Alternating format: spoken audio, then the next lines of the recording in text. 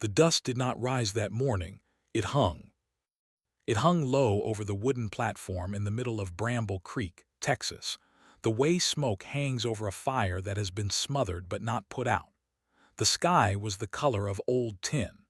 The wind moved slow through the street, and even the wind seemed unwilling to come closer than it had to.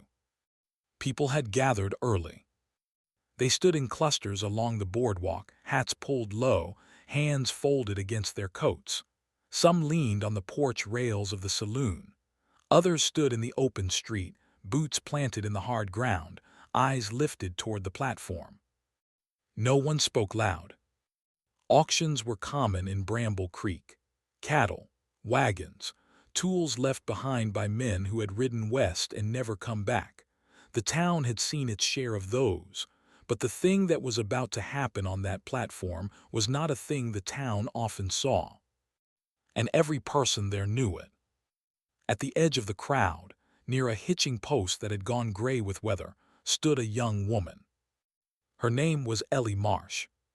She wore a black dress that had once belonged to a richer woman and had been sold cheap years ago to a traveling merchant.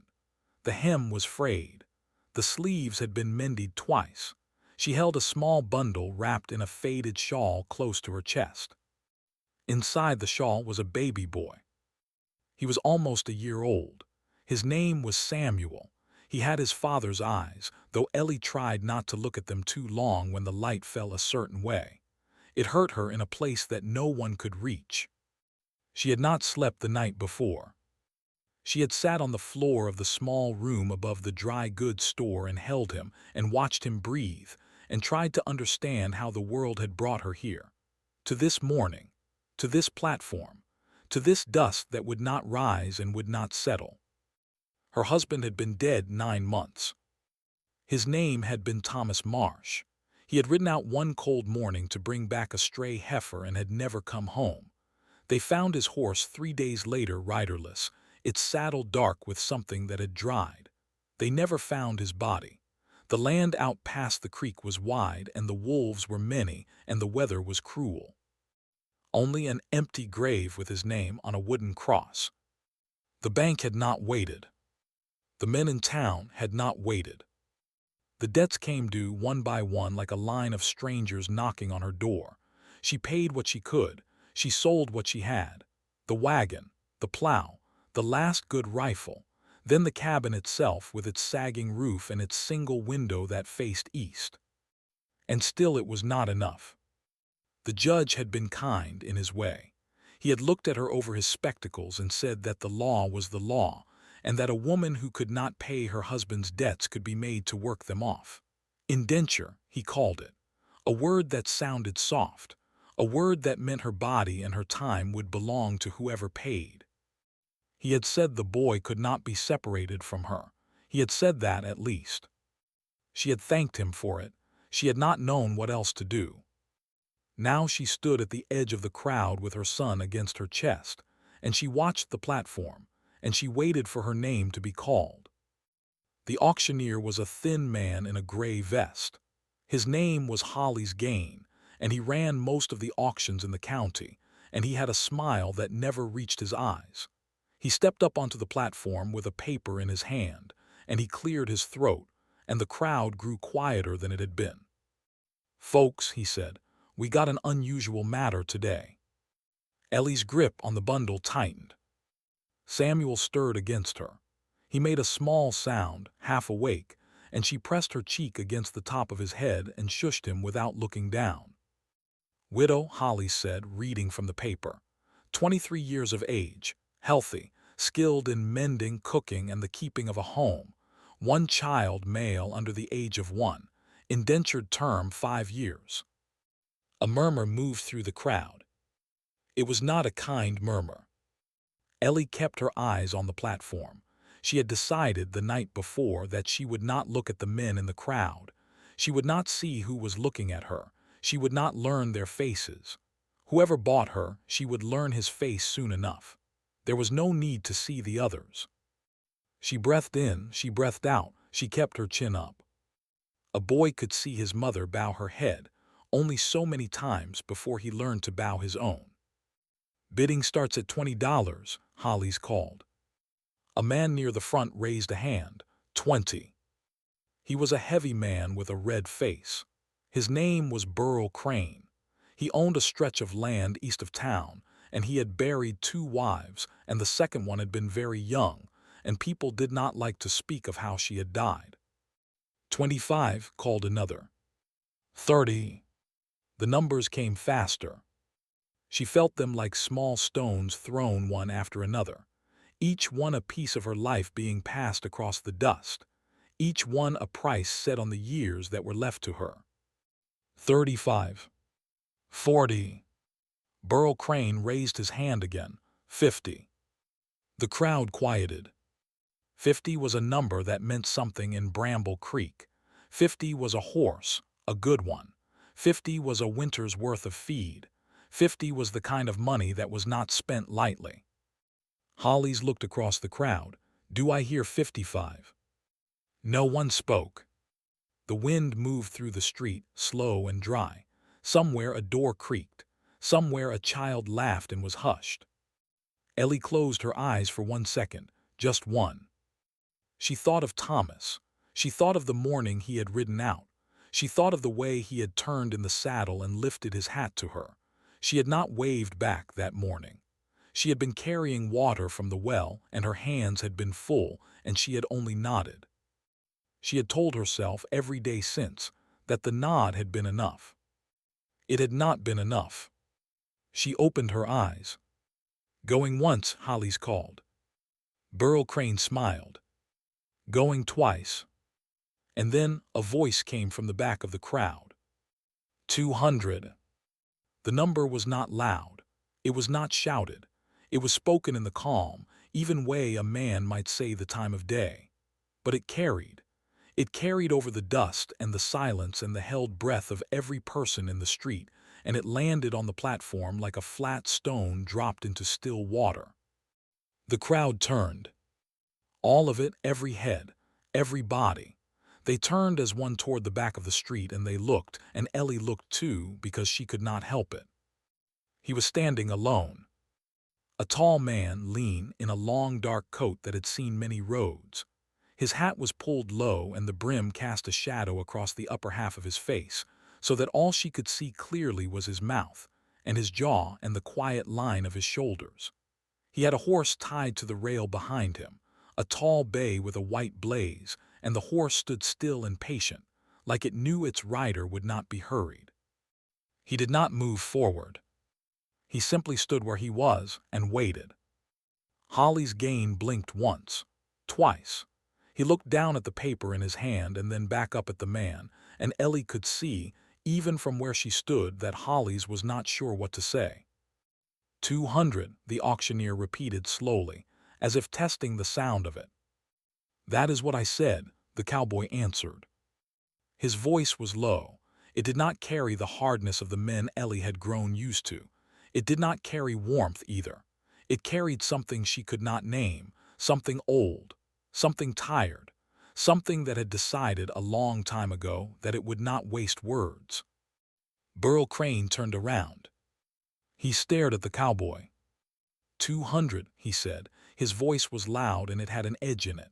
For a widow and a brat, you out of your mind, mister. The cowboy did not look at him. He kept his eyes on the platform, on Hollies, on the paper.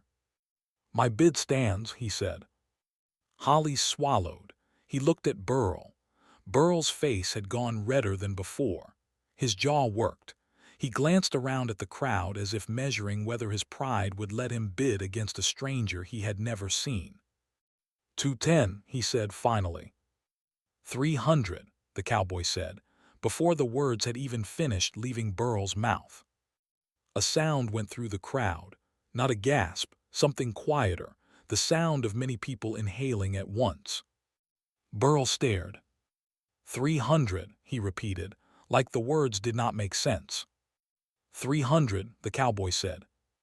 There was a long moment. Burl looked at Hollies. Hollies looked at the cowboy. The cowboy looked at no one. He simply stood with his horse behind him and his hat pulled low and waited. Burl spat into the dust. "Have her then," he said. "Hope she's worth it." He turned and pushed his way back through the crowd, and the crowd parted for him, and no one tried to stop him. But before he was gone, he turned once, and he looked at the cowboy, and his eyes had something dark in them. "I will remember you, stranger," he said. The cowboy did not answer. Burl was gone. Hollis lifted his small wooden hammer. 300, he called. Going once, going twice. He paused. He looked at Ellie. She did not know what was on her own face. She did not know what her eyes were saying. She only knew that her son was warm against her chest, and that her knees were holding her up by some grace she did not understand, and that the cowboy at the back of the street had not yet looked at her. The hammer fell. "Sold," Holly said, "to the gentleman in the back." The crowd did not cheer. The crowd did not even murmur. The crowd watched in silence as the cowboy in the long dark coat finally moved. He stepped forward, slow, the way a man walks who has walked many miles and is not afraid of a few more. He came down the length of the street between the parted lines of people, and he did not hurry, and he did not slow. He stopped at the foot of the platform. He looked up at Holly's. He reached into the inside of his coat and he drew out a folded leather pouch and he opened it and he counted out the money. $300, in paper bills mostly, with a few coins. He counted them carefully in front of the auctioneer, and he did not seem to mind that the whole town was watching. When he was done, he set the money on the edge of the platform. Hollis took it, he counted it again, he nodded. "Papers," the cowboy said. Hollis handed him the indenture papers. The cowboy took them, folded them once, and slid them inside his coat. Then for the first time he turned. And he looked at Ellie. His eyes were gray. That was the first thing she saw. Gray like a winter sky, not cold, not warm, just clear. The kind of eyes that had looked at many things and had decided, somewhere along the way, to keep their own counsel. He nodded to her once, like a man tipping his hat. "Ma'am," he said. She did not know what to say. She did not say anything. He stepped to the side and gestured with one hand, slow and careful, toward the street. An invitation, not a command. She walked toward him because her legs walked, not because her mind had decided. When she reached him, he did something she did not expect. He bent slightly, and he looked at the bundle in her arms. He looked at Samuel. His face did not change, but something in his eyes did. Something deep and small and quiet, like a candle lit in a room far away where no one else could see it. "Boy?" he asked. "Yes," she said. It was the first word she had spoken aloud all morning. He nodded. "What's his name?" "Samuel." He looked at her then, not at the boy, at her. "Samuel," he said. It was not a question. It was the way a man says a word when he is putting it somewhere safe, where he can find it again later. He turned then and walked to his horse. She followed. She did not know what else to do. He helped her into the saddle. He did it the way a man helps a stranger, careful, hands not lingering, eyes not searching for things they had no business searching for. He passed Samuel up to her, and she settled the boy against her chest. Then the cowboy took the reins, and he led the horse on foot out of Bramble Creek. He did not ride. He walked. For the whole length of the street, with the eyes of the town on his back, he walked beside the horse and led it slow, and Ellie sat in the saddle with her son in her arms and watched the dust settle behind them, and she did not understand, and she did not ask. The land outside Bramble Creek was hard and wide. It was the kind of land that did not promise anything. It only let you live if you were careful, and sometimes it did not even let you do that. Yellow grass and red rock and low scrub that looked like it had been dried out by a wind that never stopped blowing. He walked her northward. He did not speak. For the first hour she did not speak either. She did not know what she was supposed to feel. Relief had not come. Fear had not come exactly. She felt instead a strange, hollow stillness, like a person who has been pulled from a river and does not yet know whether she will live. Samuel slept. The motion of the horse and the warmth of her chest were enough for him. He had always been an easy baby. Thomas had said, once, that the boy had been born into a hard world but had brought his own soft heart with him. She had not thought of that in a long time. The thought made her eyes sting and she blinked, and she looked at the back of the cowboy's hat, and she did not let the tears fall. After a while he spoke. "There's water in the saddlebag," he said, "if you need it." "Thank you," she said. She did not drink, he did not press her. They walked on. The sun climbed. The shadow of the horse grew small under its hooves. After another hour she found her voice. "Sir," she said. He stopped walking. He turned. He looked up at her. The sun was behind her now, and his face was in clear light, and she saw it for the first time without the shadow of his hat. He was not as old as she had thought. Maybe 30, maybe a little more. His skin was weathered the way men's skin gets when they live their lives outside, but his face was young beneath it. There was a thin scar through one eyebrow. There was something at the corner of his mouth that might have been the memory of a smile, long ago. "Ma'am," he said, "you bought me." "Yes." "What do you mean to do with me?" He looked at her a long moment. "Take you home," he said. "Feed you, feed the boy, give you a roof. Nothing else, ma'am, I swear it on my mother's name." "Why?" He was quiet for a moment. "Because no one else was going to do it right," he said. He turned. He started walking again. He did not say anything more for the rest of the ride. The cowboy stopped once, in the shade of a stand of cottonwoods, and let the horse rest, and offered her water again. And this time she drank, and gave a little to Samuel, who woke and blinked at the cowboy with the wide, calm curiosity of a baby who had not yet learned to be afraid. The cowboy looked at the boy. He did not smile, but his face changed, just slightly, the way still water changes when a small wind moves over it. "Hello, Samuel," he said. Samuel reached out one small hand. The cowboy let the boy take hold of his finger. He stood that way for a long moment, the baby's tiny fingers wrapped around his rough one, and he did not move, and he did not speak, and Ellie watched him and felt something turn inside her chest that she did not understand. Then he gently lifted the boy's hand free. "We should keep moving," he said. She nodded. They kept moving. His place was a small ranch, set in a hollow of land where two low ridges came together. There was a house of weathered timber and a barn that looked older than the house and a corral with 3 horses in it. A stand of oaks shaded the yard. A creek ran behind the barn, and she could hear it, even from a distance, a thin and steady sound that felt like the first kind sound she had heard in a long time. He led the horse to the front of the house. He helped her down. He took Samuel from her arms with the same careful hands, and he held the baby for one moment before passing him back, and again she saw that small, quiet change in his face. She did not ask about it. He showed her the house. There were 2 rooms, a main room with a stove and a table and a fireplace, a smaller room in the back with a bed made up under a window. The bed had a quilt on it that looked worn but clean. There were no decorations, no pictures, no woman's touch anywhere. But the back room had a small wooden cradle in one corner. The cradle was old. It had been polished by hands a long time ago, and it had been put away, and now it had been brought out again. There was a thin blanket folded inside it, and the blanket was clean. She stopped in the doorway. She looked at the cradle. She looked at him.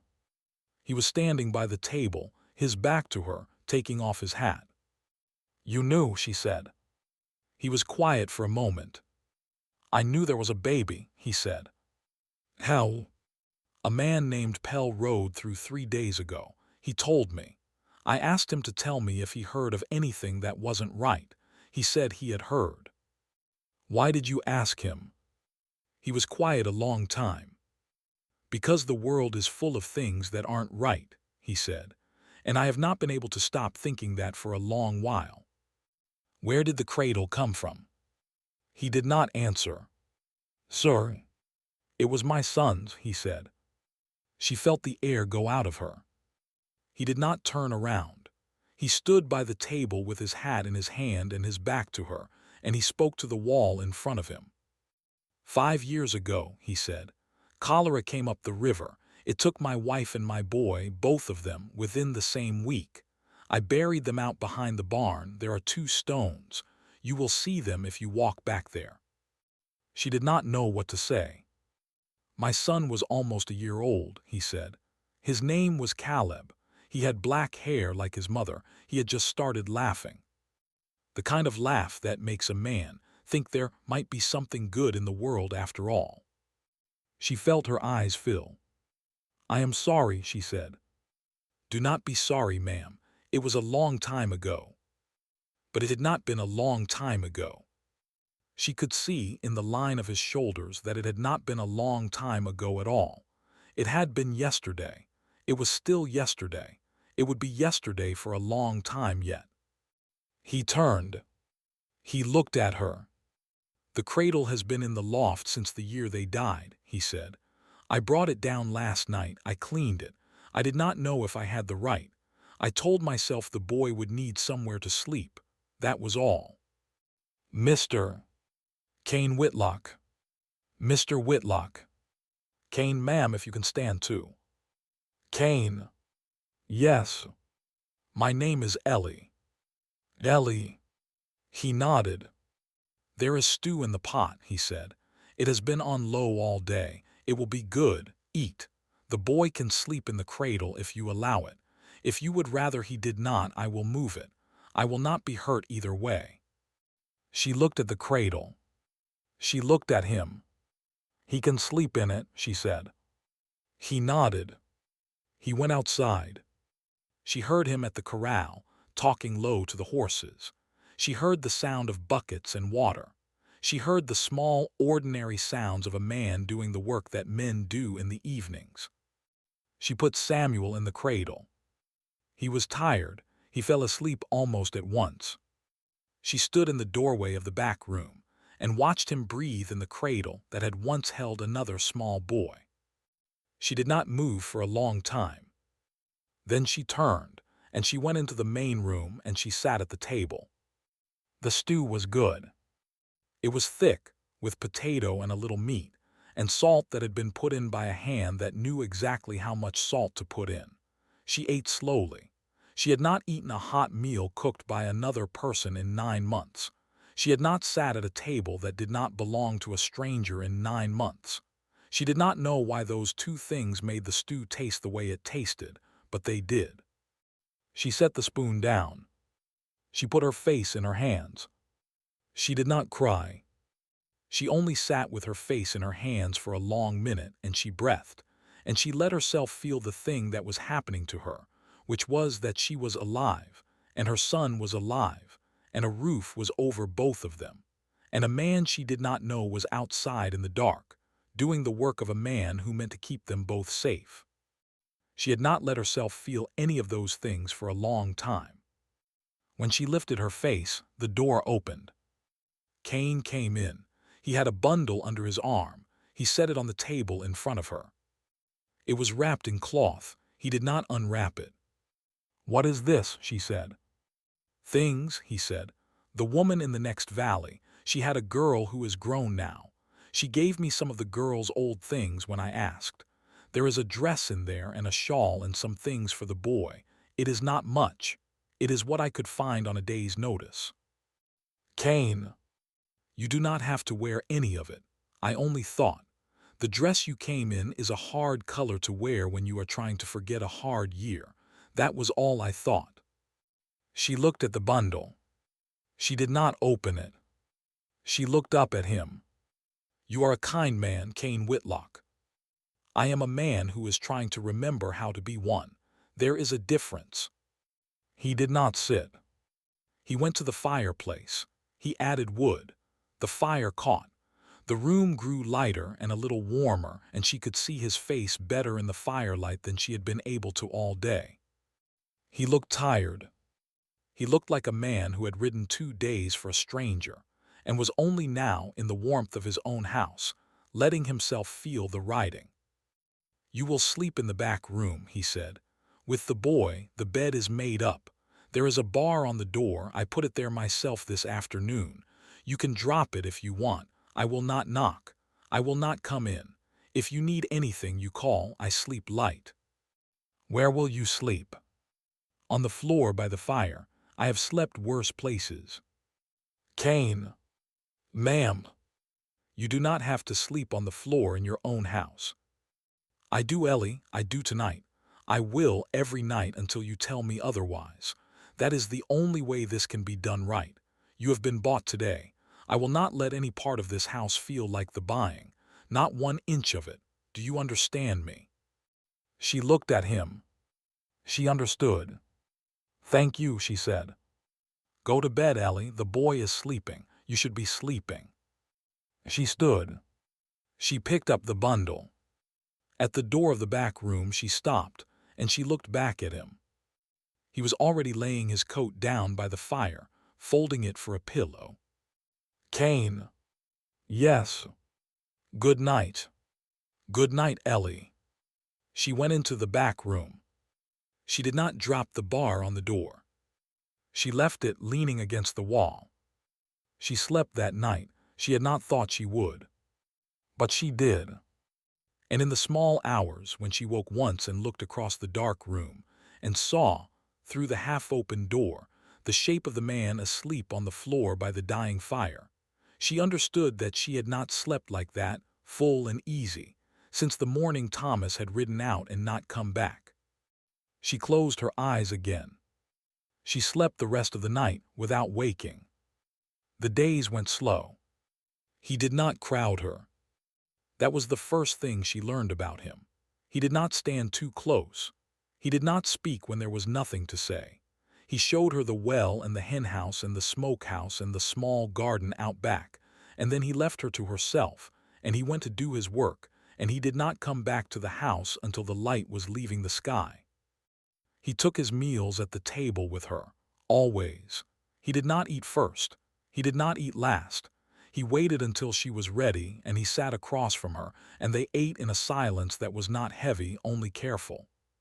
He never asked her about Thomas. He never asked her about Bramble Creek. He never asked her how she had come to be standing on that street with a baby in her arms and a number on a piece of paper. She was grateful for that.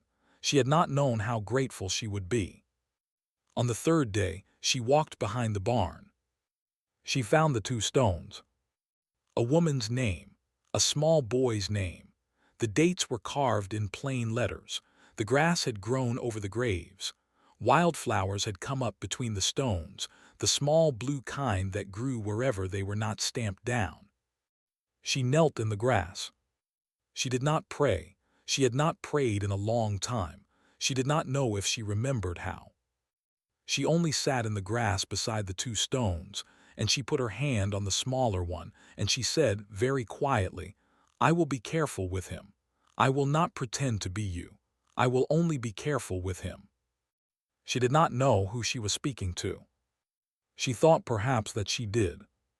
That night at supper, Cain looked at her across the table and he said, "You went out back today." "I did." "That was kind of you." She did not answer. He looked at his plate. "Thank you," he said. She nodded. They ate the rest of the meal in silence. But the silence was a little different now. On the 7th day, she started to mend his shirts. She found them in a pile by the fireplace. He had been wearing the same 2 for as long as she had been there, and they were in poor condition, and she sat by the window and threaded a needle and went to work. He came in from the field at dusk and saw her. He stopped in the doorway. "You do not have to do that, ma'am." "I want to." "Ellie." "Cain, I want to. Let me have something to do with my hands." He nodded. He did not say anything else. That night when he hung the mended shirt on the peg by the door, she saw him touch the stitching, slow, like a man touching a thing he had not expected to ever touch again. She turned her face away. She did not want him to see that she had seen. By the second week, Samuel had begun to crawl across the wooden floor of the main room. By the third week, he had pulled himself up on the leg of the table. By the fourth week, he laughed when Cain came in the door. The first time it happened, Cain stopped where he was. He stood in the doorway with his hat in his hand and his coat dusty from the field, and he looked at the boy, and he did not move for a long moment. Samuel reached up his small arms. He wanted to be picked up. Cain looked at Ellie. She nodded. He set his hat on the table. He bent down. He picked up the boy carefully, the way a man picks up a thing he is afraid of breaking. Samuel laughed and pulled at the front of his shirt, and Cain stood in the middle of the room with the baby in his arms, and his face did the quiet thing it had done the first day. Only deeper now, deeper than she had seen. He did not say anything. He held the boy for a long minute. Then he set him down, gentle, and he picked up his hat, and he went outside, and he did not come back in for a long time. She did not follow him. She knew that some kinds of grief are not for company. That night, after Samuel was asleep, Cain came back to the house. He did not eat. He sat at the table by the low fire, and he turned his cup in his hands, and after a long time he spoke. "He looks like Caleb," he said. She had been afraid he would say it.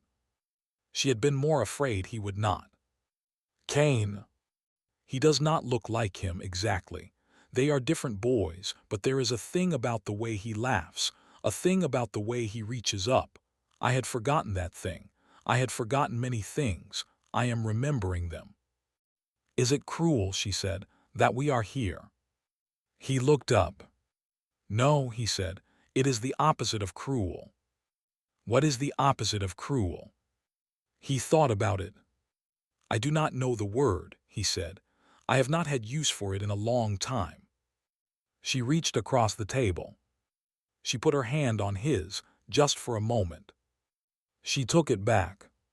He looked at his hand where she had touched it. He did not say anything.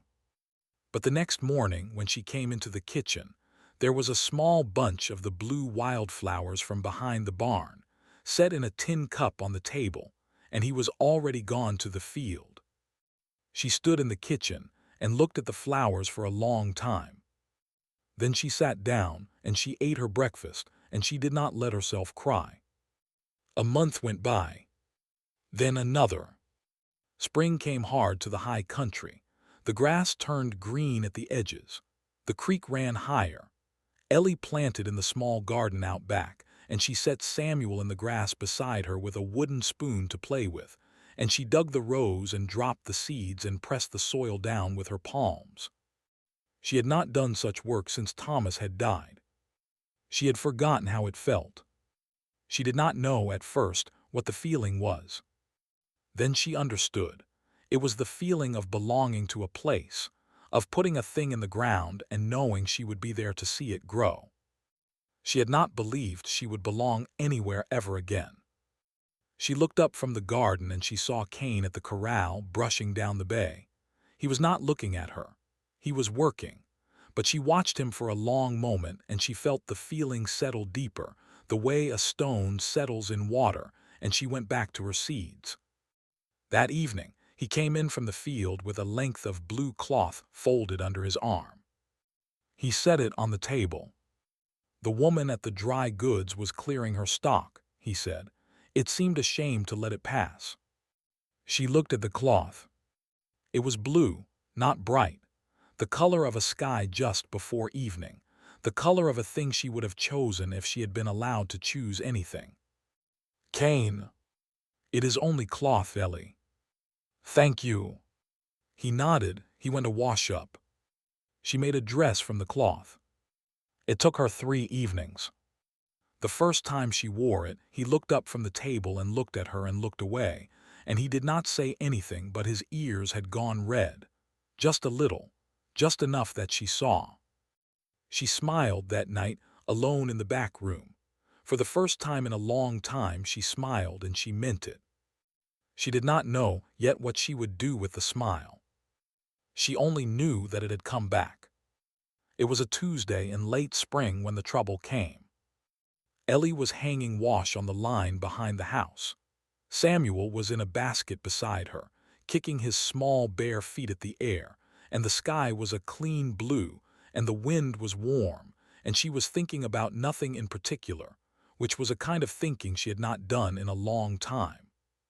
Then she heard a horse. She looked up. 3 riders had come up the road. The lead rider was Burl Crane. She knew him at once. The heavy shoulders, the red face, the slow, ugly way he sat in the saddle. The 2 men with him she did not know, but she knew the kind. They had hard faces. They wore their guns low on their hips, the way men wear them who want them seen. She picked up Samuel. She walked slow, around the side of the house. She did not run. Running would have been wrong. Running would have told them too much. Cain was already out front. He had come from the barn. He was standing in the middle of the yard with his arms loose at his sides. He had not drawn a weapon. He was not even wearing one that she could see. But the line of his shoulders was different from the line she had grown used to. She stopped at the corner of the house. She held Samuel close. She did not call out. "Whitlock," Burl said. "Crane," Cain said. "Heard you had a fine spring. It has been all right. Heard you took in a woman." "I took in a woman. That widow from Bramble Creek." "That is the one." Burl smiled. It was not a kind smile. "Funny thing," he said. "I've been thinking about that day.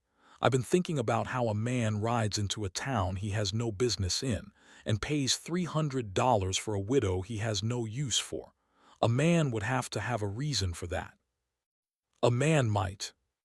And I've been thinking, I've been asking around, about you, about where you come from, about what you done before this little place."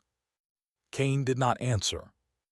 "A man named Whitlock used to ride the country up north," Burl said. "Years back. Used to do work for the railroads, hard work. The kind a man does not put on a sign. Then he disappeared. Then he turned up here on a little patch of nothing. I've been wondering if you are the same man." "You can wonder." "I can do more than wonder, Whitlock. I can ride to Fort Worth. I can ask questions. I can find out what I find out." Cain was very still. "Or," Burl said, "you can sell me the woman for what you paid. I will call a square. I will forget what I've been wondering." Ellie's blood went cold in her veins. She felt Samuel shift against her, sensing something the way Bobbies sense things. She held him tighter. Cain did not move. For a long moment he did not move. Then he said, "Burl." "Whitlock. Get off my land. Now, Whitlock. Get off my land. You and your 2 friends, ride out the same way you rode in. Do not come back. Do not send word. Do not write a letter. Do not speak my name in a town where I have business. If you do any of these things, I will come and find you and we will have a different conversation. Are we clear?" "You threatening me, Whitlock?" "I am promising you." The 2 riders behind Burl shifted in their saddles.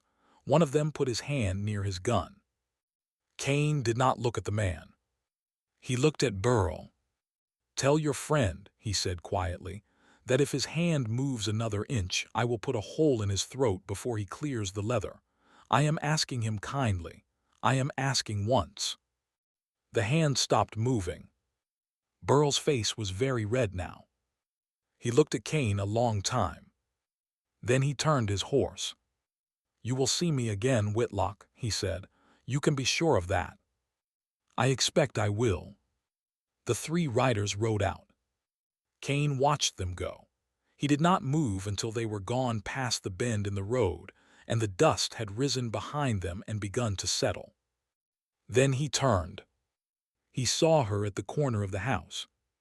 He came to her slow. "How long were you there?" "All of it."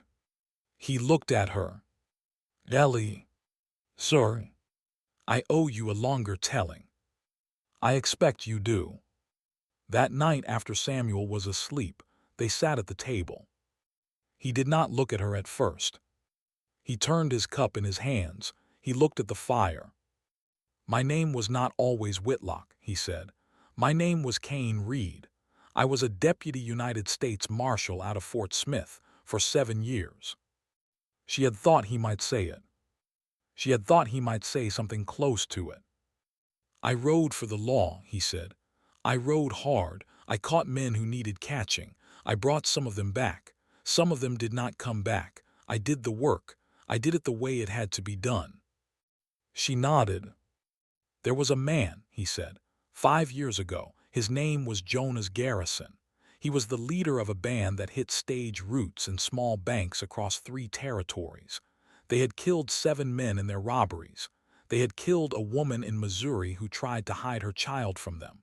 They had killed a girl of 14 in Arkansas. The marshals wanted Garrison. We wanted him very much.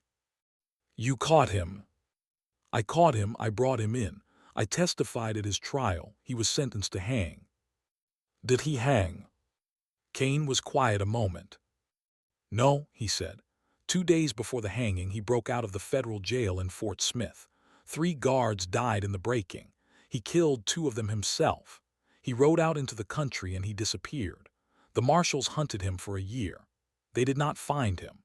Then the cholera came up the river and I lost what I had to lose and I stopped being a marshal and I came south and I bought this land under a new name and I have been here ever since.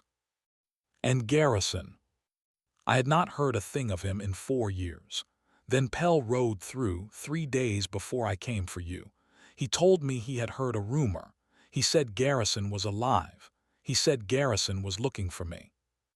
Ellie set her hand against the edge of the table. That was why you came for me, she said. Was it not? You knew you might not have much time. You wanted to do one good thing before he came. He looked up. That is not the whole of it, Ellie. What is the whole of it? He looked at her a long time. I have not been able to stop hearing the boy laugh, he said. Since the first hour I held him in my arms on the road from Bramble Creek. I have not been able to stop seeing your face at the dinner table. I told myself at first that it was Caleb I was hearing, that it was my wife I was seeing, but it is not. It is the boy. It is you. You are not them. You are yourselves. And I would rather face Garrison and die for the chance of 10 more days at this table than live another 5 years out here alone. That is the whole of it. She did not breathe. He stood up. He went to the fire. I should not have said it that way, he said. I beg your pardon. I have been alone too long. I have forgotten how to say a thing soft. Cain. Ma'am. Come back to the table. He came back. He sat down. She reached across, and she took his hand, and she did not let it go. I am not afraid of Burl Crane, she said. I am not afraid of Jonas Garrison. I have been afraid of one thing only since Thomas died, and that thing was being alone with my son in a country that did not want me. I have not been afraid of that for 2 months. I have not been afraid since the morning you walked beside the horse instead of riding it. He looked at her. Ellie. I am here, she said. I am not running. We will face what comes, together. Tell me what we need to do. He nodded. He squeezed her hand once. He let go. They prepared. The next morning he cleaned the rifle. He cleaned the 2 pistols he kept in a box under the bed. He oiled them. He counted the cartridges. He walked the perimeter of the property, slow, marking the high ground and the low ground and the places where a man could come in unseen. He came back at noon and drew a map on a piece of paper and laid it flat on the table and showed her. They will come from there, he said, pointing. Or from there, probably at night, probably in the dark of the moon. A man like Garrison does not ride in the open. How many will he bring? As many as he can find, 6, maybe 8. And Burl. Burl will not come with him. Burl will be the messenger. Burl already sent the word the day he rode out. Burl will be in town with a glass of whiskey and a story about how he never knew. What do we do? Cain looked at her. You take the boy, he began. No. Ellie. No, Cain, we had this conversation. I am not running. Tell me what we do that does not include me leaving.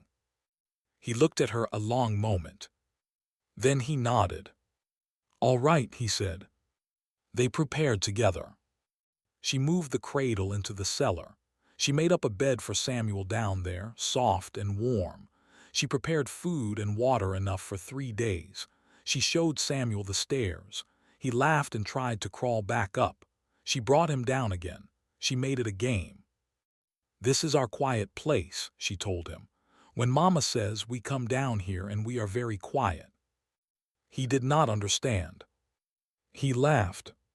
She held him close and pressed her cheek to his small dark hair. But Cain had also done something else. He had ridden on the second day to the next county and he had spoken to the sheriff there. The sheriff was a man named Ramsay, and he had ridden with Cain in the old days, and he had owed Cain a debt that he had never had a chance to pay. Cain told him about Garrison. Ramsay listened. Ramsay said he would bring 3 deputies. He would come on the 4th night. He will hide them in the barn, Cain told her. Garrison will not see them. Garrison will see only us. Then when the fight starts, the deputies will come from behind. Will it be enough? It will have to be. On the 4th night, Ramsay came. He came at dusk with 3 other men, all on dark horses, all armed. They did not light a lamp. They walked their horses into the barn, and they unsaddled them, and they hid them in the back stalls, and the men climbed up into the loft and waited. Ramsay came into the house. He was a tall man with a white mustache. He took off his hat when he saw Ellie. Ma'am, he said. Sheriff, I am sorry to meet you under these conditions. As am I. He looked at Cain.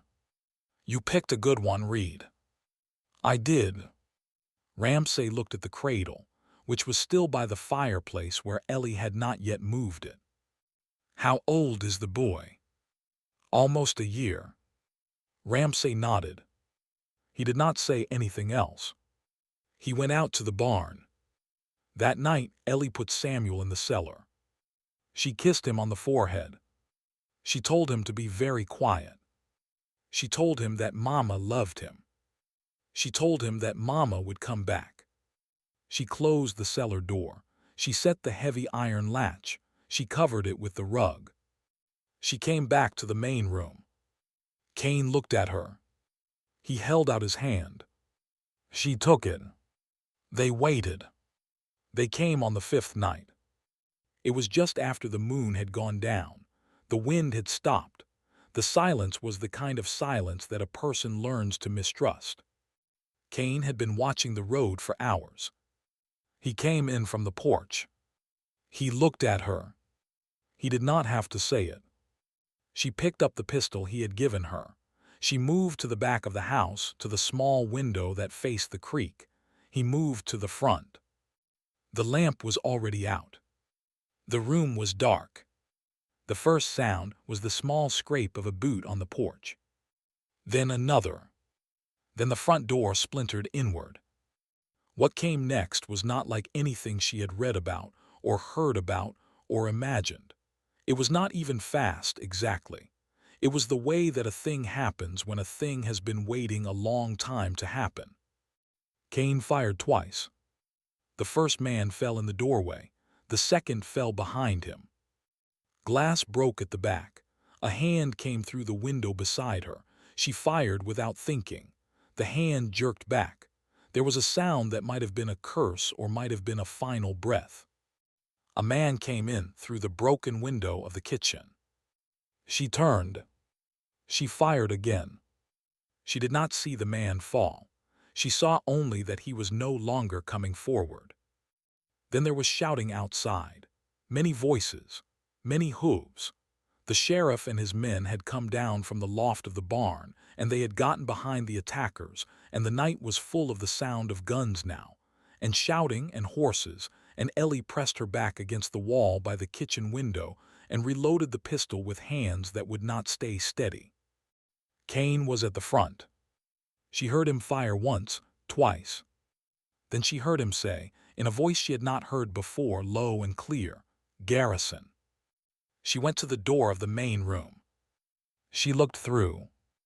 The fire had been knocked over. There were embers across the floor. In the orange light she saw two men standing at opposite ends of the room, Cain at one end, a heavy man with a thick beard at the other. The heavy man had a pistol leveled. Cain had a pistol leveled. They were 10 feet apart. "Read," the heavy man said. "Garrison. 5 years. 5 years. You are old. You are uglier than I remembered." Garrison smiled. "I am going to enjoy this," he said. "You will not enjoy any of it. I have killed 3 men tonight, Reed. I will kill you. Then I will go down those cellar stairs you covered with the rug. I will come back up with the boy. I will leave him in the dust outside where you can see him from where you fall. That is how this ends." Cain did not answer. Ellie had not made a sound. But she had stepped 1 foot into the room. Garrison's eyes flicked toward the movement. It was only a fraction of a second. It was enough. Cain fired. The shot hit Garrison in the chest. He stumbled back. He fired once wild into the wall above Cain's head. He went down on one knee. He raised the pistol again, slow, with a hand that shook. Cain fired again. Garrison fell. He did not move. The shooting outside slowed. There were shouts. The sheriff's voice, hard and clear, calling for surrender. The sound of guns being thrown into the dust. The sound of horses being held still. Then quiet. Cain stood in the orange firelight. He was breathing hard. He was holding his side. She crossed the room. "Cain, I am all right." "You are not all right. Sit down." She made him sit at the table. She tore open his shirt. The bullet had gone through the meat of his side. It had not gone deep. It had not hit anything that mattered. She bound it with a clean strip of cloth from the cabinet. Her hands shook the whole time. She did the work anyway. The sheriff came in. He looked at Garrison on the floor. He looked at Cain at the table. He took off his hat. "Reed," he said, "I would say it is over. It is over. We took 4 alive. The rest are dead. Garrison's man, Pell. Pell is not Garrison's man. I know, I am only saying. Pell brought the warning. He has been on the right side a long time when no one was watching. I will tell that to the marshals. Thank you, Ramsay. Burl Crane is in town drinking. We will bring him in by morning." "Good." Ramsay looked at Ellie. He looked at her hands. They were still shaking. There was blood on them, not hers. "Ma'am," he said, "you did well tonight. I did what I had to. That is what doing well is." He went outside. She and Cain were alone. She finished the binding. She sat down across from him at the table. She did not speak. He did not speak. After a long time she got up. She went to the cellar. She lifted the rug. She lifted the latch. She went down the stairs. Samuel was awake. He was sitting in the cradle, with his small hands folded on the edge. He looked up at her with the wide, calm eyes of a child who has been waiting. He smiled. She picked him up. She held him against her shoulder and she carried him up the stairs and into the main room, where Cain still sat at the table. She walked to Cain. She set the boy in his arms.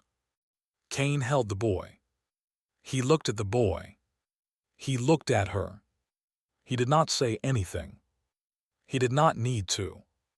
The morning came clean and cold. The bodies were gone. Ramsay's men had loaded them onto a wagon and taken them down the road before the sun was up. The broken door had been propped shut. The broken window had been covered with a board. The fire had been swept and built up again. But the house felt strange. It felt like a house that had been through something, and did not yet know what kind of house it would be afterward. Ellie moved through it slowly. She washed the blood from the floor by the front door. There was not much. It had soaked into the boards already. She used a brush and a bucket of cold water from the well, and she scrubbed, and she did not think while she scrubbed, because thinking was a thing that would come for her later, and she wanted, just for that hour, to do work that her hands knew. When she was done, she went to the barn. The barn was empty now. Ramsay and his men were gone, riding back to the next county with their prisoners. The horses in the stalls were calm. The morning light came in through the high window and laid down in pale stripes on the dirt floor. She stood in the doorway of the barn. She did not go inside. She only stood there, and she breathed in the smell of hay and horse and old wood, and she let herself feel, for the first time, that they had lived. That her son had lived. That Cain had lived. That she had pulled a trigger in the dark of her own kitchen, and that her hands had done a thing she had not known they could do, and that she was still herself, somehow, on the other side of it. She put a hand against the doorframe. She closed her eyes. She let the tears come, finally, all of them, the ones she had been holding since the platform in Bramble Creek, and the letters from the bank, and the morning Thomas had ridden out and not waved back. She let them come, and she did not try to stop them, and she did not try to be quiet, because there was no one to hear her in the empty barn except the horses, and the horses did not mind. When she was done, she wiped her face with her sleeve. She went back to the house. Cain was sitting on the front porch. Samuel was on his knee. The boy was eating a piece of bread with his small hands, and he was telling Cain a long story in a language that was not yet a language, and Cain was listening to the story with the seriousness of a man being told a thing of great importance. She stopped at the bottom of the porch steps. She watched them. Cain looked up. He saw her. He did not say anything at first. He only looked at her. Then he said, "Come up here, Ellie." She came up the steps. She sat down beside him on the porch. He shifted Samuel onto his other knee, the one farther from his wound, and he put his free arm along the back of the bench, and his hand rested light on her shoulder. That was all. His hand on her shoulder. She closed her eyes. She leaned her head, just a little, into the side of his arm. They sat like that for a long time. The sun climbed. The wind moved through the oaks. Samuel finished his bread and reached up for Cain's hat and pulled it down over his own small head, where it fell past his eyes, and he laughed inside the dark of it, and Cain and Ellie laughed too, soft, the way people laugh when laughter has been a stranger for a long time. After a while Cain spoke. "Ellie." "Yes." "I have a thing to say. I want to say it right. I have been working on it since before the sun came up." "All right." "I love you." She opened her eyes. She lifted her head. She looked at him. His gray eyes were on her, clear and tired and very, very steady. "I have loved you," he said, "since the first night you sat at that table and ate my stew and put your face in your hands. I do not know if a man is allowed to love a woman that fast. I know only that I did. I have loved you every day since. I will love you every day after. I am not a man who says many things, but I will say that one every day of my life if you will have me say it." She felt the tears come back. But they were a different kind of tears now. "Cain Whitlock." "Cain Reed, Ellie, whatever name, both." "Cain, I love you." He closed his eyes. He nodded just once, as a man nods when a thing he has been carrying is finally taken from his shoulders. Samuel pushed the hat up off his eyes. He looked at Cain. He looked at Ellie. He held out the hat to Cain with both hands, very serious, the way a child returns a thing he knows to be important. Cain took the hat. He set it on his own knee. He drew Ellie in against his shoulder. careful of the bound side, and Samuel curled against the front of his shirt, and the three of them sat on the porch in the morning sun, and the dust of the night before settled into the cracks of the boards under their feet and was gone.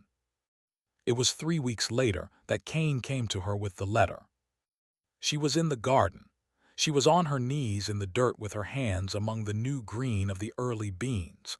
The afternoon light was long. Samuel was asleep on a folded blanket in the shade of the porch, where she could see him from the garden. Cain came out of the house with a tin box in his hands. He stopped beside the garden. "Ellie." She looked up. She saw the box. She saw his face. She stood up slowly, and she wiped her hands on her apron, and she came to him. "What is it?" "A thing I should have given you on the first night. I did not know how, I know now. Will you sit with me?" They sat on the porch steps. He set the box between them. He opened it. Inside was a folded paper. The paper was old, and the corners were worn, and the ink on the outside was a hand she did not at first recognize. Then she did. It was Thomas's hand. She felt her breath stop. Cain saw her face. "Yes," he said soft, "it is from him." "How?" "Read it first. I will tell you all of it after, but read it first. He wrote it. He should be the one who tells you." She took the letter. Her hands were not steady. She did not pretend they were. She unfolded it. It was dated 9 months before the auction. It was written from a sick room in a town 2 days east of where Thomas had ridden out. The letter was short. It said that he had been hurt. The horse had thrown him in a ravine, and a passing trader had found him and had carried him in a cart for a day and a night to a town with a doctor. The doctor had told him he might live and might not. He had asked for paper. The town had been generous. He had written what he could. He had heard from a man passing through that his wife had been put to indenture. He did not know if the news was true. He prayed it was not. But if it was, he wanted her to know that he had not abandoned her. He had not chosen to leave. He had been taken by the country, and the country was hard, and he was sorry. He said that he had thought, the whole time he had been laid up, of one man. He said that one summer, 3 years before he had married Ellie, he had been on a cattle drive that had gone bad in the Panhandle. The water had run out. The men had begun to die. A federal marshal, riding alone through the country on other business, had come on them and had led them to a creek they did not know about, and had given them his own canteen, and had ridden 2 days out of his way to bring them home alive. The marshal had not asked for thanks. He had said only that a man who could not stop for a dying outfit had no business wearing a star. The marshal's name was Cain Reed.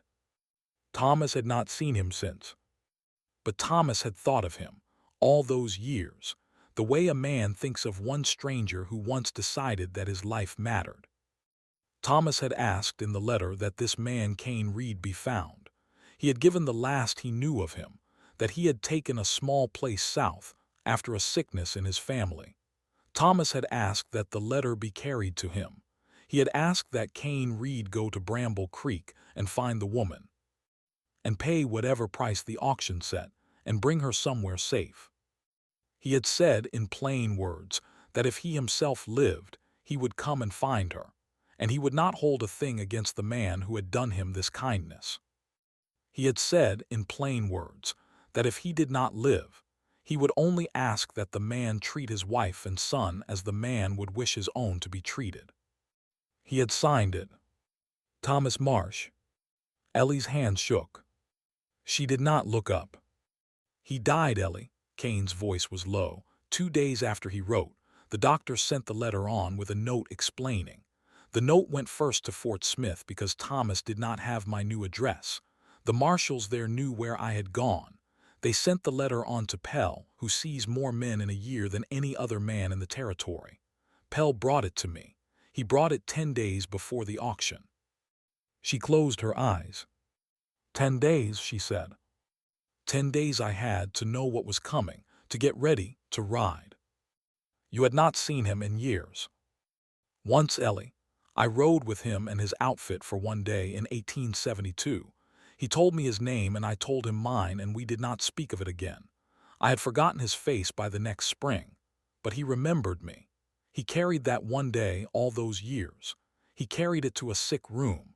He used the last steady hour of his life to send a stranger to me on the chance that I would still be the man he had once met.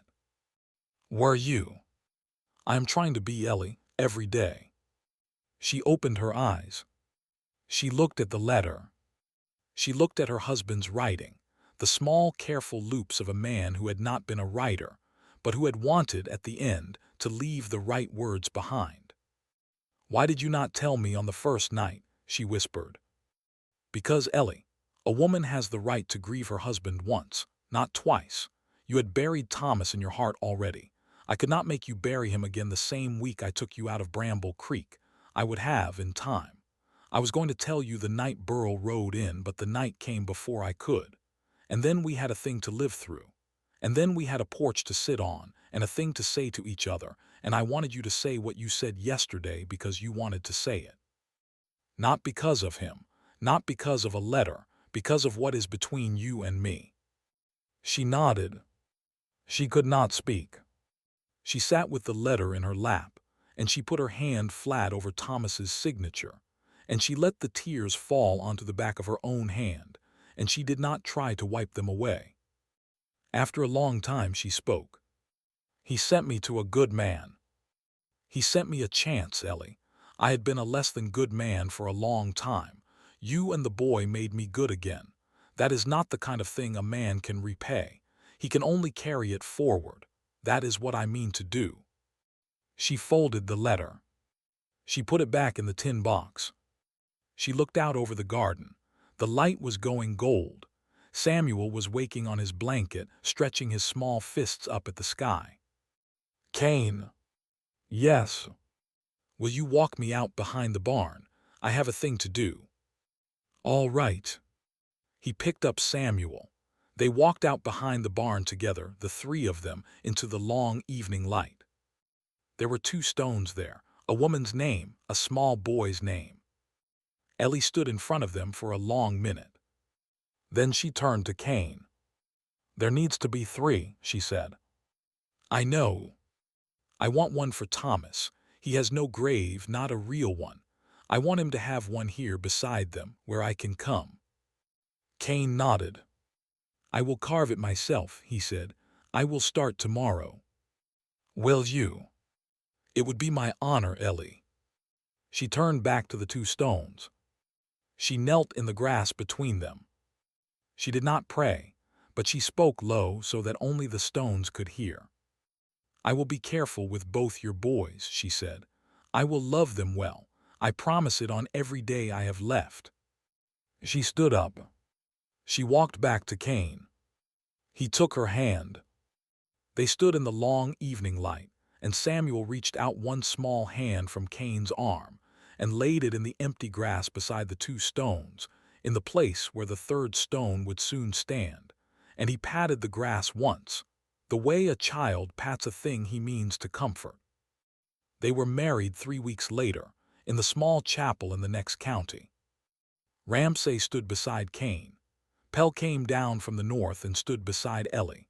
The old preacher said the words slow, and Cain answered, and Ellie answered, and Samuel sat in the front pew in the lap of Ramsay's wife and pulled at the buttons on her dress. When it was done, Cain turned to Ellie, and he put his forehead against hers, and he said low, so only she could hear, "I love you, Ellie Reed." "I love you, Cain." He took her home. The 3rd stone went up the next morning. Cain had carved it himself as he had promised, plain letters, a name and a date, Thomas Marsh, beloved husband, a good man. Ellie stood in front of the 3 stones in the morning sun, and she did not cry. She had cried enough. She put her hand on the new stone. She put her hand on the old ones. She nodded, once like a woman closing a door she had not been able to close for a long time. Then she walked back to the house, where her husband was waiting on the porch with her son in his arms. That night, after Samuel was asleep in the cradle, Cain and Ellie sat at the table by the low fire. He turned his cup in his hands. He looked up at her. "Ellie." "Yes." "Thank you." "For what?" "For staying, for not running, for walking to me at the platform when I had no right to ask, for sitting at this table on the first night and eating the stew, for mending my shirts, for making a dress out of a piece of cloth, for pulling the trigger when I needed you to pull it, for loving me when you had 1,000 reasons not to. Thank you." She reached across the table. She took his hand. "Thank you, Cain Reed, for walking beside the horse, for the cradle, for the wildflowers in a tin cup, for never asking, for asking when it was time, for being the man Thomas remembered, for being the man my son will remember, for everything." He nodded. He could not speak for a moment. Then he said, "I love you." "I love you," she said. The fire moved on the wall. The wind moved in the oaks. Outside, behind the barn, 3 stones stood in the moonlight. A wife and a son who had gone before, a husband who had died on a road. They stood together in the long grass, and they did not mind the company of one another, and the wildflowers grew up around them, the small blue kind that grew wherever they were not stamped down. Some legends are not loud. Some legends are not made of gunfire and stolen gold, and 10,000 head of cattle running across a plain. Some legends are made of one quiet morning, and one folded letter, and a dying man who used the last steady hour of his life to send a stranger to save his wife and son. Some legends are made of one kindness, given on one day in 1872, that rode forward through 12 years of weather and silence, and arrived at a sick room when it was needed. Some legends are made of a silent cowboy who rode 2 days because of a memory of a creek in the panhandle. Some legends are made of a widow who refused to run, and a baby who slept through a battle in a cellar, and 3 stones standing together behind a barn in the high country. In Bramble Creek, they still tell the story sometimes. They tell it in the saloon on slow nights, when the wind is blowing and the lamps are low. They tell of the morning a widow and her baby were put up on the platform, and the heavy man bid 50, and a stranger at the back of the crowd raised the bid to 200 without raising his voice. They tell of how he counted out $300 in front of the whole town. They tell of how he took her up on his horse and walked beside it on foot, all the way out of town, slow, in the rising dust. They do not know the rest. They do not know about the cradle that had been waiting in the back room.